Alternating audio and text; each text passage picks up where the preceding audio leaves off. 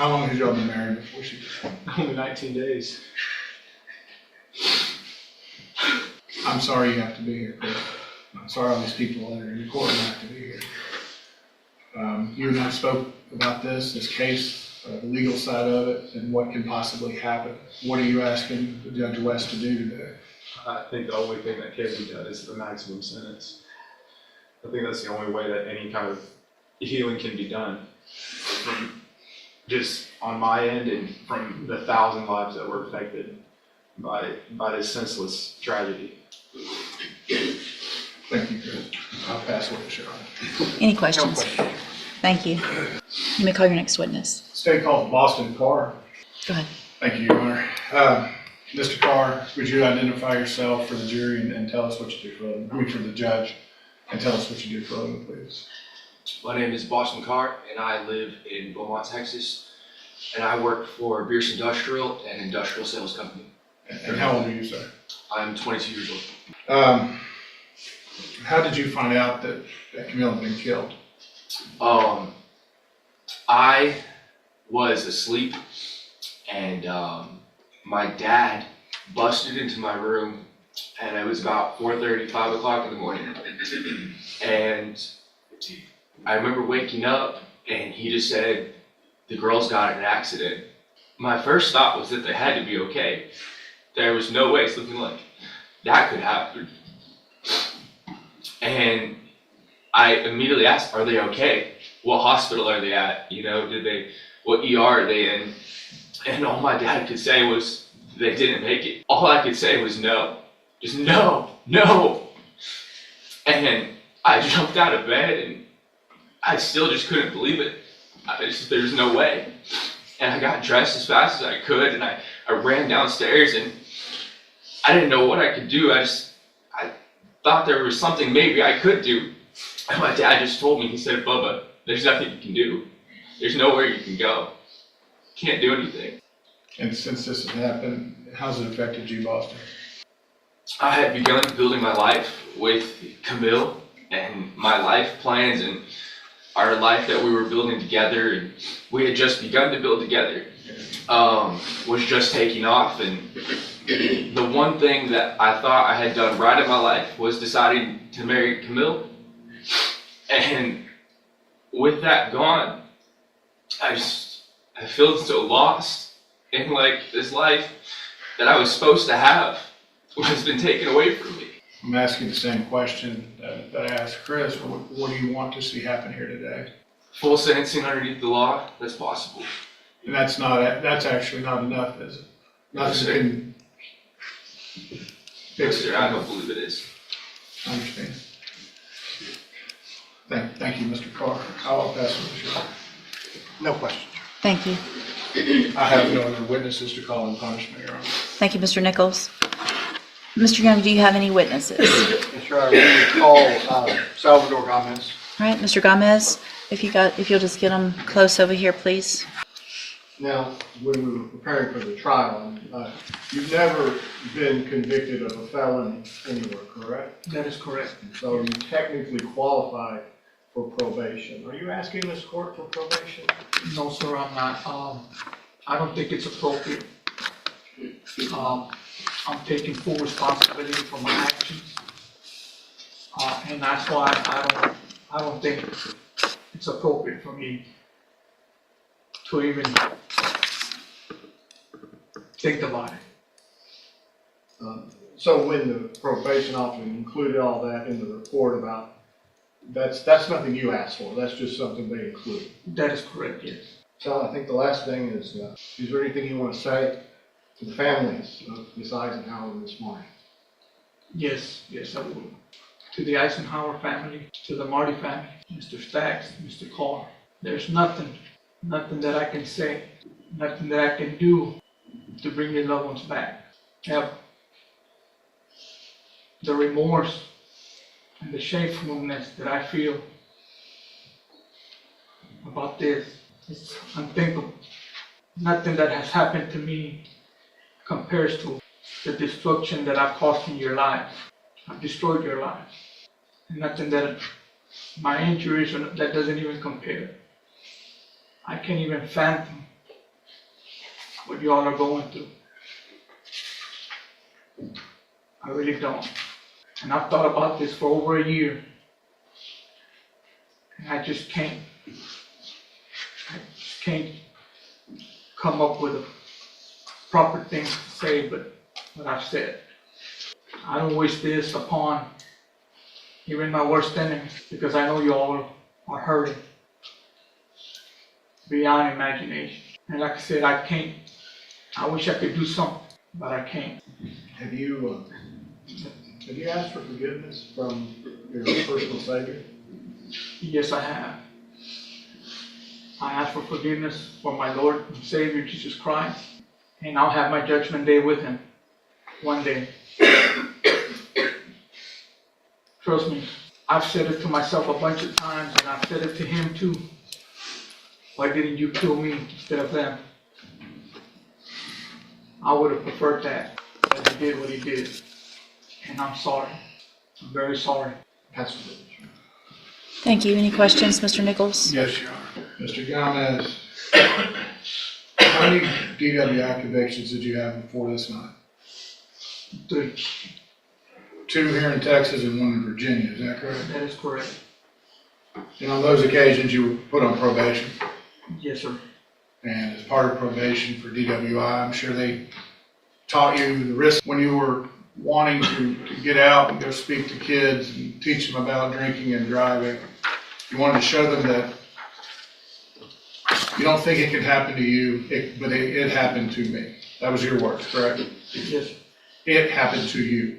Yes. Not you did this to them, but it happened to you. That's how you see this? Oh, no, sir. How old are your children?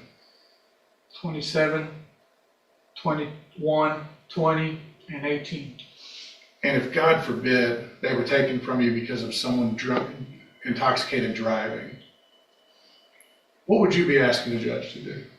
I will let the justice system look at all the facts and the judge, and for her to decide, or them to decide what is the right thing to do, the right decision.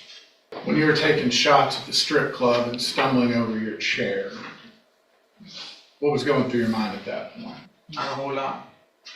And then after that, you decided to get in your truck and drive 20, 30 miles back to where you live off of West Port Arthur Road. Correct? Yes, sir.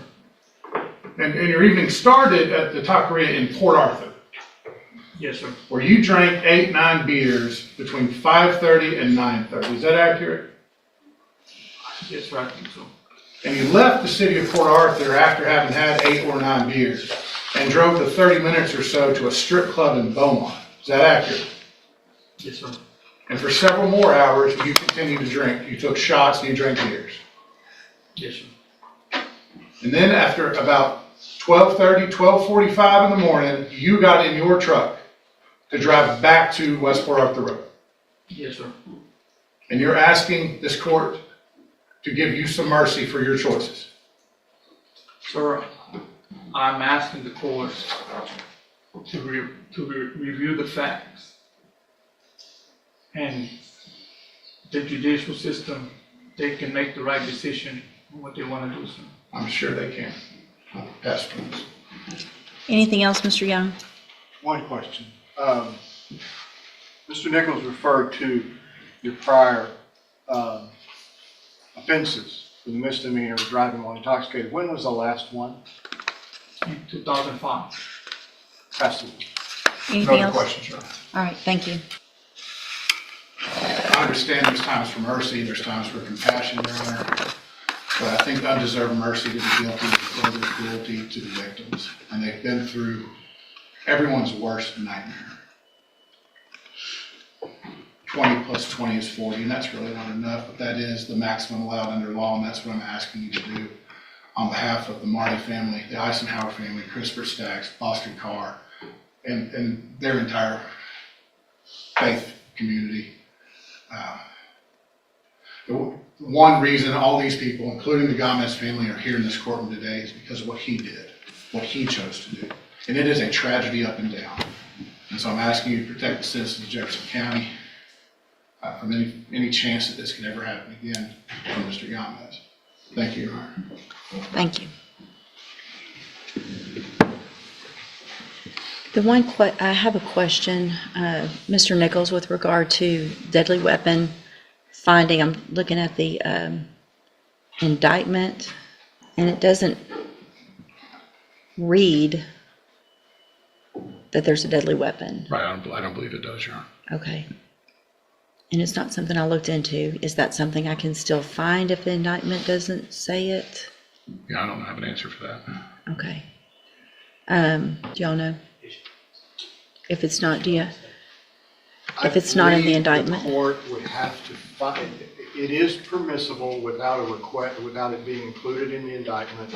However, the court would have to point to specific evidence that it was used or intended to be used as a deadly weapon. Okay. And I would argue to the court that perhaps, I mean, if there had been other evidence, but there's really no evidence admitted upon which the court could make such a finding, so I would ask the court not to find that.